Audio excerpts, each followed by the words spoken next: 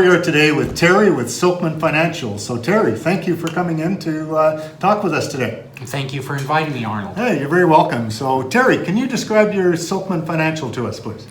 Well, we do several things, but the most important thing that I focus on at this point is the pain that a lot of people have to go through with healthcare. There's a segment of the population that just has such a huge problem trying to get value out of their healthcare, and I try to provide solutions for that group of people. Well, that sounds exciting to me.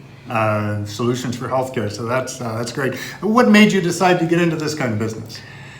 Well, I guess I try to solve my own problems. I've been entrepreneurial for a long time, ran businesses where I had a few people, and the challenge as we've evolved through the late 20th and early part of the 21st century is how do you find a healthcare mechanism for a small business that will help you attract and retain reasonable people, the people that you need to grow your business, and how are they going to be able to use that when they get ill or need health care in a way that they can afford to use it. So it was a problem that I faced, and so once I kind of left certain industries behind, the job was, if I could, to find solutions that I thought would be meaningful to my life and meaningful to that segment of people who do what I do. Wow, that sounds really interesting.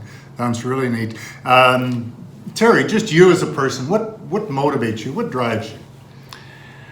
Oh, I love success. I love creating success. I love being a part of it. I love seeing people fulfill their potentials. And so most of what I've done and what I pick is really how do you stay healthy. I've been a veterinarian for a long time, and how do you achieve success, and that's why I do what I do. Yeah. So seeing and building success in other people is really what drives you, and that's a good attribute to have. That's phenomenal. So in your line of work, what really surprises you?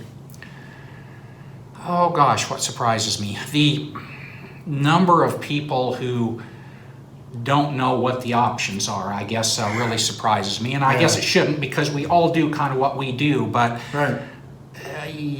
people talk about, well, why do wealthy people be wealthy, or why are successful people successful? And there's this perception that it's a closed club. It's not a closed club at all. It's just certain people find out things and utilize those things to their benefit, and everybody else finds out what some mainstream information is. I guess, to go to richest man of Babylon, there's something in there about, I took my advice from the baker about how to invest money, and the old guy says, well, you just lost all your money. You don't take you take advice from the baker about how to bake bread. You don't take advice from the baker about how to invest your money. And I guess I would say that's the surprising thing, as many people get their information about what's available with healthcare from the guy that's standing next door, not the guy who really knows something. So, yeah, exactly. So I mean, I'm sure everybody's heard that you only know what you know. Yeah. And you don't know what you don't know. And you don't know what you don't know costs you. Exactly. Good point. Is there anything else, Terry, you'd like to share with us today?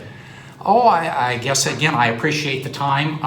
Anybody in the niches that I fill, anybody who's a small employer, individual proprietor, those kinds of people who have to buy their own health care, that's really somebody who I can have a conversation with and try to bring value to. Right. That's good to know. So really good. Well, thank you very much, Terry, for coming in and talking to us today. Been a pleasure. Thank you.